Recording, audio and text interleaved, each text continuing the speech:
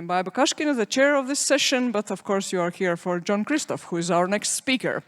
And he's going to talk about the DDoS landscape. For me, DDoS has been on my agenda for the last year and more very much. So I'm very curious to hear and see how it looks from the other side of the Atlantic Ocean. But yeah, I think we all know that there are a lot of activity ongoing in that sphere.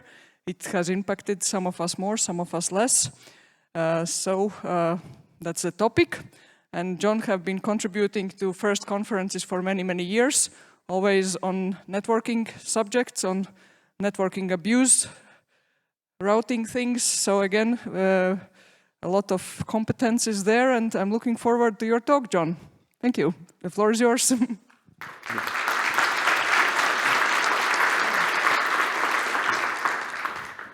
Thank you very much, Baiba, for that kind introduction. So let me start by introducing myself for those who don't know who I am and where the data that I'm going to show you on these slides comes from. So again, my name is John Kristoff. I work currently, my main full-time job is with a company called NETSCOUT. One of the things that we're known for, if you don't already know, is we produce a product line of devices that help mitigate denial of service attacks. And while that's not necessarily important what we do or what we sell, I can't even give you a price for what we sell. So if you have questions about the products, I would have to refer you to someone else, which is probably a good and a bad thing. My role at NETSCOUT is more of an analyst research role. And I have access to what we call contributed data. So if you or some network has one of our devices on the networks and you elect to say, yeah, we'll share the alerts that this device creates, then I would have access to that. Now, an alert is, in our product line, is basically something that is a summary of a detected denial of service attack. So it's not, we don't get traffic, we don't get net flow data or anything like that. And we don't sell that. We're not an IP reputation company, for instance. The data essentially that gets shared back to us is used for us only internally to do presentations like this to understand sort of what's happening in the landscape, the internet landscape of DDoS threats and attacks. And so that helps us to enhance our product, but also to understand what's sort of happening in the world. So let me start by asking a question by a show of hands. How many of you have been on the receiving end of some sort of denial of service attack in your career, either your organization or you personally? Quite a few of you, all right. And how many of you actually launched a denial of service attack, all right? A couple of you, all right, well. So we see a lot. One of our claim to fame is we see quite a bit. So we don't see everything. We have a certain perspective on the internet, and there's some weaknesses in our perspective. One is that we don't see everything, but also our product isn't necessarily perfect in the data it returns to us. Our objective is to help mitigate denial of service attacks. It's not for me to give presentations. This is sort of a byproduct of what we do. So the data that we get back is sometimes imperfect. So it's kind of a, this wouldn't necessarily qualify as research quality data in some cases without a lot of effort. So you can think of this as sort of a general overview, sort of trend lines and whatnot. If you don't pay too much attention to specific counts or numbers, it's somewhat fungible. And your perspective may, of course, differ a little bit. Okay. So that hopefully sets the stage and what we have access to, what is to come, and what the slides are mostly going to be pictures that I show you what it's based off of. So if you have been around as long as I have, maybe even a little bit longer, one of the first recorded attacks is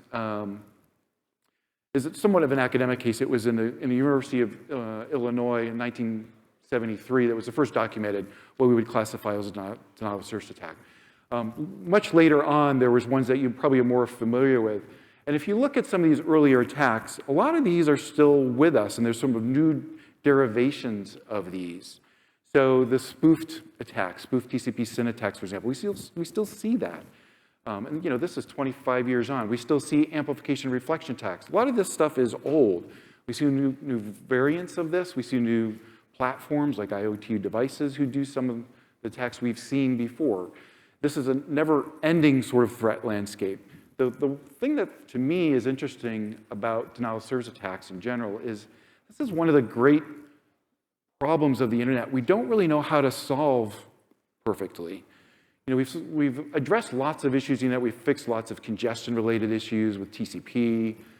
We've dealt with encryption technologies and have improved, you know, network management issues. But denial of service attacks is one of those issues that's really difficult to solve with any sort of magic or silver bullet. We know certain ways to defend against them, to mitigate them, but there's no really one easy way. There's a lot of nuance here. This makes perhaps for a good business to be in. It's a good business for the attackers to be in because it's very difficult for all of us to solve this problem. But this trend there doesn't seem to be any end to this trend, partially because perhaps the way the internet is designed. You know, it's designed with, you know, this packet base, you know, not a lot of trust at the edges. So there's no really easy way, I don't think, to solve this. If you have one, I'd certainly be interested in your theories. There's a timeline here that we could go through. There's a link I'll have at the very end, which goes in much more detail. So if you're interested in the history of denial of service attack, there's a whole bunch of cool stories and attacks over the years. You can go read about them at that link that I'll have towards the end. So let's start looking at some pictures. So what we're seeing, or what we can see, is roughly about, in total, both inbound and outbound. We don't see the traffic, but we have access to networks that carry about 400 terabits of traffic. That's quite a bit. That's not the whole internet, but it's a pretty good portion of it. We haven't measured this yet. This is something actually we're kind of working on to be able to say more definitively of what proportion of the internet we might be able to see if there's an attack to go occur over any one part of the space that would maybe flow through one of our devices. We might be around about half of the internet or so. Some very important halves we miss, but some good ones that we don't. So we see a good variety of things. So hopefully that is enough of what we see that we can at least present a reasonable sample or reasonable perspective on what you're likely to see almost anywhere. So that's roughly what we're talking about. So I hope that you would agree that, you know, the data that's backing up these slides is at least a good sample to be reasonably authoritative. There's a big distinction between what ISPs do, like backbone providers, like you might say someone like a Level 3 or Hurricane Electric or Cogent, Tata, Telia, a lot of these providers that you know who sort of the telecommunications infrastructure, how they respond to denial of service attacks and what an enterprise might do. You know, a corporate 500 company or a nonprofit. The responses to DDoS attacks can be quite different. The motivations being different on how they might respond or deal with attacks. The size and the scope of the network is clearly often different between a backbone provider and what we might classify as more of an edge or enterprise provider. The ISPs have, they put a lot of reliance on certain types of techniques to mitigate denial of service attacks. For instance, one of the big ones is to simply do an IP address black hole, remote trigger black hole using BGP. Whereas in an enterprise, it might be something completely different. It might be like a full packet inspection kind of a process. Backbone ISPs don't tend to have or be able to even want to, if they could, have that capability because of the link speeds that they're dealing with. And so the ISPs end up doing only about maybe roughly 25% mitigation based on what we see. We can see from our alerts if they've actually done a mitigation, like they've applied a black hole or some kind of filter. And so in roughly 25% of the cases, which is what we classify as a medium or high alert, which is something to them seemingly significant enough to deal with, they only deal with 25% of the time, and the rest of the time it's maybe not enough to do any mitigation, or they leave it up to the enterprise to mitigate further downstream. Now the enterprises, on the other hand, and also because of the way our product line works, our products are different in the enterprise, and so it's almost 100% of the time that enterprises are actually doing mitigation, whether like they're actively blocking something if they see it, whether it's a medium or a high alert. If we see something, the enterprises are much more aggressive. They're not as liberal as the ISPs in allowing things to transit their network. And the way they go about doing the mitigation often in the enterprise is going to be different, both because of our product line does things a little bit differently and because of their approaches and what they are able to do, the controls and the knobs that they have at their disposal. So for instance, one of the, perhaps somewhat surprising, it would have been surprising to me, if I didn't work at NETSCOUT, I think, is you'll see enterprises will often, if they detect some sort of attack, they're happy to say, well, I don't expect a lot of traffic from this particular country, so I'm just going to use IP geolocation. I'm going to block all traffic to or from that country. A backbone ISP generally is not going to do that except for very extreme cases, I think, right? The nature of their business, the ISP, is to the free exchange and flow of data across their network, and so that just doesn't make sense in the majority of cases. But enterprises may have customers or employees only in certain locations, and they can be more aggressive in doing that sorts of things. So you'll see much more aggressive use of filtering based on country within the enterprise. And it would be the countries you might expect, although maybe somewhat sad for us to say, I'm based in the US, and I'm maybe somewhat surprised that it's the US, but there's a lot of stuff that comes out of the US that's not so good either, so maybe it's not always that surprising. It depends on who, I guess, is doing the mitigation. I would hope it's not US companies blocking US-based IP addresses. That would seem to be sort of completing the attack, perhaps. But I could imagine other countries, maybe in the Middle East or South America, whatever that might make that decision. We see roughly more or less a stable trend in botnets across our platform that are involved in denial of service attacks. This kind of ebbs and flows over the years, depending on what you classify as a botnet. This to us is multiple hosts coming together and doing a coordinated attack. The numbers here to the left, if you can see the graph, I wouldn't pay too much attention to those. This is based on a particular subset of data. But I don't think there's a whole lot of surprises here. The US and China show up because they're very big countries. There's a lot of devices there. There's probably not a whole lot of surprises in this plot here. The enterprises see, the similar sorts of trends. You don't really see any big jumps or dips over the last, few months or years. You see, I think, similar countries involved in the enterprise. Perhaps the level of attacks may be a little bit different. And maybe who's attacking who's slightly different, but there's not a whole lot of surprises here, I don't think. And what sort of attacks are happening? I think if those of you who are in this space were experts in denial of service attacks already, I hope this more or less matches what your sense is. That the application layer, especially HTTP and HTTPS, a lot of the attacks are being carried over the service layer protocol, and often encrypted, so we can't necessarily, the collective we can't necessarily see even what the content or the payload of that is. But this is starting to ramp up quite a bit, as opposed to things like TCP SYN floods or DNS amplification attacks. A lot of this is at the application layer now, at the web server traffic level especially. Part of that is also because you see a natural shift from where reflection and amplification attacks were really kind of the predominant ones we worried about when we talked about denial of service. Now it's shifting to be what we call direct path attacks, and it's a lot of this HTTP, HTTPS traffic. And there's two reasons for that. The one big one, I think, is because of things like Mirai, that botnet doesn't do spoofing. And so without doing spoofing, what kind of attacks can you launch? Well, one of the popular, more effective ones that come out of that platform is a lot of this web-based type of attack. So you see that actually taking over and becoming the dominant threat vector for denial of service attacks is that kind of stuff, the direct path, HTTPS stuff. One of the other reasons that we see a little bit decrease in the reflection amplification is there's been concerted effort by a number of backbone providers and hosting providers coming together and finally starting to take a good chunk out of the ability for networks to do spoofed addresses emitting from their network. There's been, for years, the rough average of networks and percentage that allowed address spoofing was roughly in the area of like 20%, 25% networks worldwide. And that's actually starting to come down now a bit more than it had been for a while.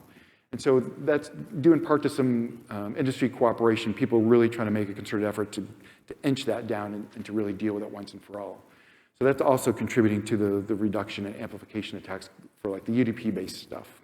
But it's still very prevalent, it hasn't gone away, there's still lots of it.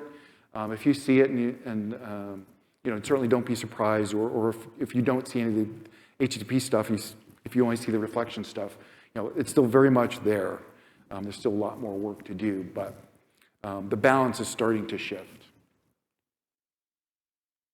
Carpet bombing is, if you're not familiar with the term, is taken from a military sense, is when you target not a specific entity like a specific IP address or a web server or a DNS server, but you launch an attack to sort of spread the damage to the surrounding area. So you might attack the subnet. You might send attack traffic to your entire subnet or to a whole entire network or things. So you try to make destruction sort of universal and tear down things around the ultimate target, maybe even masking who the ultimate target is. So it would be literally like wiping out both the web server, the DNS server, the mail server, and any of the clients that happen to be on that subnet and so forth, making it both difficult to defend against and to perhaps even trace back if you have a lot of sources, and if it's a multi-pronged attack, multi-threat vector, making it very difficult to defend against. This is one that we hear a lot of people complaining about how to defend against. It's not easy to do that. Our product does do some stuff to help mitigate this, but this is a tricky one for a lot of people to deal with. If you're sort of used to the traditional approach of like blocking an IP address at a time, if you want to sacrifice one of your servers that's under attack, you can't really do that now, right? It's all your addresses under attack. So you don't want to shut down your whole network that sort of completes the attack. So it's a very difficult one that people are now facing. So we've seen this jump quite a bit over the last year. A DNS query flood or water torture attack, generally these would be like the well-formed DNS queries, trying to do a lookup of a name that maybe does or does not exist, but it's not necessarily intended to result in an actual answer or resolution. It's simply to overwhelm the DNS server infrastructure itself, either by the amount of traffic or to force the work to actually happen for the query to be looked up. So we see these as well, and these seem to be increasing as most things are sort of up and to the right. We see quite a bit of DNS query flood attacks happening as well. You don't necessarily need to spoof these. These may be spoofed as well, but we see plenty of this almost always over UDP. A lot of the attacks, by the way, and I'll have something to say about this later, there's not a lot of surprises in terms of the low-level packet infrastructure. QUIC is a big protocol now, and DO, DNS over HTTPS. We don't see a lot of denial of service attacks happening over a lot of this new stuff yet. We see some, but it's not a lot. It's still all the old stuff that we sort of know and love or know and hate. We like to use this term adaptive DDoS. This is simply the sense that an attacker doesn't just use one attack to try to affect some sort of damage, but will adapt and change the actual attack over time. And it may be starting off with some sort of ICMP flood, and maybe they say, well, that's not working, or they're defeating that, they put up mitigations for that, so now I'll change to a DNS amplification attack. Well, now I'm going to do a TCP SYN flood attack. Now I'm going to do HTTPS request flood attack. This is this idea that the attack evolves over time. We see this quite a bit, and this is, again, this makes it harder and harder for people to defend against, because if your attack is evolving or if it's spread out amongst lots of threat vectors, which one do you have to apply your mitigations to? Well, potentially all of them. So you have to be prepared to apply mitigations for all this stuff yet to come.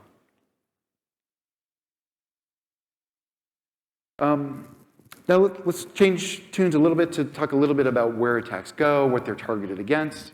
A few things that we've highlighted in the past year have been like certain countries or certain threat vectors. So you can guess some of the countries of particular interest over the last year. But I'll mention a few things that we've noticed some trends in that maybe were perhaps unexpected.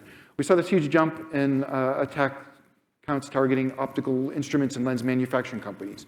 Why? I'm not necessarily entirely sure. We could probably delve into some of the reasons. It may be collateral damage. It may be sympathetic to something else that was nearby. It may be protests or motivated by some political sort of movement, perhaps. But this was one area we saw a huge jump in for some particular reason over the last half of the year. Wireless telecommunications is a really growing trend, not only worldwide on the internet, but we see the natural transition of attacks also being carried more and more over wireless technologies. This specifically doesn't include satellite communications, which is also another trend. So things like Starlink is also an increasing trend. That can be a little bit harder to measure because of the way they do their addressing and if they're doing NAT and those sorts of things. But we see that increasing as well, as you might imagine, especially as some of those caps come off of some of the satellite links. We see, if it's not just regular traffic, we see a lot of DDoS traffic being carried over those as well. Manufacturing, we saw certain sectors in the manufacturing business have certain spikes here and there over the course of the year. Some will be sustained for long periods of time. On average, we see attacks tend to be very short, like on the order of like 5–10 minutes and they're over. But there's some attacks that go on for hours, sometimes days even. And there was at least a case or two here where that was occurring that we saw that was kind of interesting or at least noteworthy. This is probably of general interest to everybody. It's just, just being in the news, there's lots of things obviously involving the war in Ukraine and the Russian invasion there. We've been sort of monitoring that and seeing what the effects of, if any, have been going on both within Ukraine, surrounding areas, and in Russia. I think most people would agree we might have expected something a little bit different than we do see. We do see, some increased activity related to that infrastructure. One of the things that we have seen is that there has been a shift. Some of the infrastructure in Ukraine did move from out of Ukraine into like cloud providers. And so we saw a natural progression of traffic that was initially, for a brief moment, looked like it was attacking Ukraine, actually moved to like Ireland. And so we saw some spikes in Ireland, but that was because that's where some cloud infrastructure is. And so just naturally, some of the attack traffic just migrated over to where that infrastructure moved to.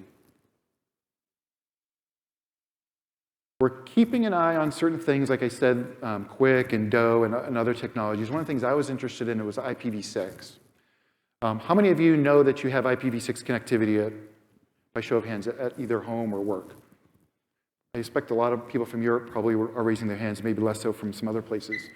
The short story is we see v6 attacks, we see some, but it's not a lot. It's not anywhere near the amount of v4 traffic yet. And we see kind of two cases of it. Nothing too sophisticated yet. Occasionally you'll see something interesting, but it's not common. What we'll see is one of two things. We'll see in one case that the traffic just happens to travel over v6 because the attack was launched based on a domain name, and the domain name happens to have a v6 address associated with it. And so because of the happy eyeballs algorithm, the attack source happened to just pick the IPv6 address first and use a step. And so the attack traffic gets carried over v6. So we see that happening. That's a fair amount of it. The other case is there are some specific v6 attacks that seem to be occurring where it's intentional, where the attackers are intentionally using v6. Now this doesn't seem to happen a lot, but we do see it happening. This is the thing we're kind of really trying to pay attention to and we're keeping an eye out for. I suspect it's only a matter of time, as you may suspect as well, that more and more attacks will go over v6 as that becomes a more viable target. And maybe because some of the defenses that people have maybe aren't so good over v6, maybe attackers will discover that or will find that. And so you'll maybe see more for that reason. But I think we're still waiting to see if more and more attacks come over v6. But the trend is certainly looking to be up. But one of the things I will caution you too is I was looking into this. We can only report to you, the data that we get, and the data that we get is only as good as the configurations and the tuning, the knobs, and the adjustments that are made by our customers. So if a customer says, well, I don't usually see a whole lot of v6 traffic, and so I wouldn't expect a lot of v6 attacks, so I'm going to set my threshold for v6 attacks to be low, we're going to get alerts about attacks that are probably pretty small. So this graph does include some things that aren't really that big of attacks. They're technically attacks, but they could even just be, well, it was someone happened to be downloading a lot of stuff off Microsoft that day, and the system thought it was maybe an attack because the threshold was set really low. So there's some of that. There's a little bit of noise in the system too for that reason. So the customer, not us necessarily, has to also find that sweet spot of, what is actually an attack now in v6? I now have to start paying attention to this. So this is kind of, we're still trying to figure out what we get, especially with v6, whether it's really an attack or not, or whether it's the thresholds are maybe just a little too low, or the attack is really small and not really impactful. And, oops, wrong button. Yep. One of the, there was a few recent events over the past year, just one in December, and there was another one not too long ago, like within a couple of months, I think. A number of national or federal authorities came together and coordinated a takedown of denial of service booter networks and other types of infrastructure. And so what we wanted to do is, when that happens, when the actual service that gets used by the criminals to conduct denial of service attacks, or some part of them, gets taken down and shut down and offline, presumably the number of DDoS attacks happening on the world should drop, at least by some amount. Is it a perceptible amount? And that's what we set out to see. We did see some noticeable, probable drop in some of these attacks. But unfortunately, sadly, it wasn't sustained. We saw some effect where the attacks dropped for a little bit, started to come back right away, and there was other cases where we didn't really notice that much of an impact. It may be due partially because of the takedown, took down attacks that we maybe didn't see in our own infrastructure, or maybe the attacks weren't ones that were getting reported to us. So it could be a whole host of reasons we didn't necessarily see a dramatic effect, but we see a little bit. So this graph shows one version of that. Here's another one. I don't know how well you can see it on your slide. It's a little hard for me to see on mine, but there was the one in December. We were like, oh, we do see a noticeable drop. And that line, I think it's blue on your screen, there's a line where the actual takedown happened. It's like, oh, there's perfectly coordinated, no coincidence here. There was a takedown, the botnet attacks dropped. But if I were to draw that graph out, you actually see part of this pattern was also because of the season. It was winter break. People are on holiday, the attacks just don't happen as often during that time period of the year. So I almost wish that the takedown happened maybe in the middle of the year, and I wonder if we would have seen a similar trend. It may have been different. I mentioned this already, talked about there's a community effort to do the source address validation. So this is, again, showing the same picture I showed before. And one of the things that we're starting to look at now, because one of the nice things that we do get, because I showed you at the very beginning that we see roughly 400 terabits of traffic, bidirectional. It's a lot of traffic, right? But one of the things that we get, the way I can tell you that we see that much traffic, is because we not only see like alerts, like our platform for those for the alerts that we get shared, it doesn't just report like here's the attack that we saw, and it summarizes an interval and the attack type, and like a source and destination network. We also get statistics about basically what would be like network counters, like the traffic counters between peers. So like if network A has a BGP peering relationship with network B, we get statistics about how much actual traffic flows between these two networks. And so we're starting to use just those statistics to identify what we would just generically call outages. And so this graph is showing you a particular network had an outage. And I can't tell you exactly when it was or who the network was at this time. But they had an outage, and it was very noticeable to us. And sometimes, as we're looking at this, we say, well, this is almost better than the DDoS attack alerts that we see, because we can see changes in the traffic patterns between networks. And that is almost at least or more informative as just the number of attacks or the volume of a particular attack. Now, if we can see how networks are actually communicating or not, then we can make some other inferences or dig further to see, well, did that attack like take down this peering session, or was it like a power outage in that region due to some natural event or something else?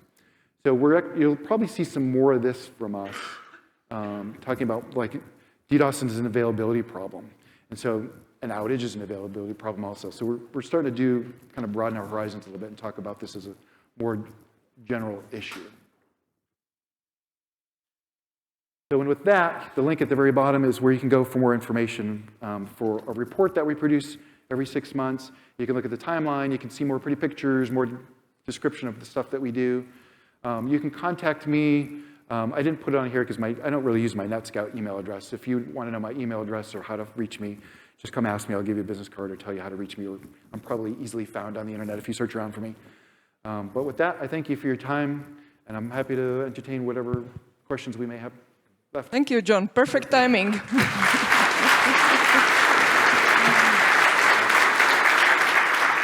So any questions, comments, observations from your side? Lunch?